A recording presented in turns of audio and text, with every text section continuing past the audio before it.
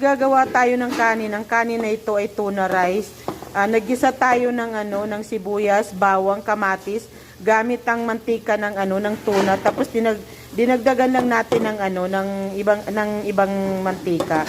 Pagkatapos, lagay natin yung tuna, tapos lagyan natin ng kurkum or turmeric, kamon, at saka asin, at saka paminta, at saka syabat. Yung dill, syabat siya yan, yung green na yan. Pagkatapos, ilalagay natin yung kanin na pinakuluan muna. So, bali ito yung kanin, yan. So, bali magiging ganito ng itsura niya. Yung tuna na ginamit dito, yung nasa lata.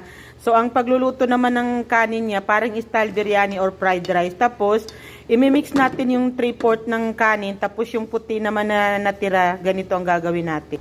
So, ganyan sa ibaba. Tapos, ilagay natin ito sa ibabaw. Yung natirang, siguro mga 1/4.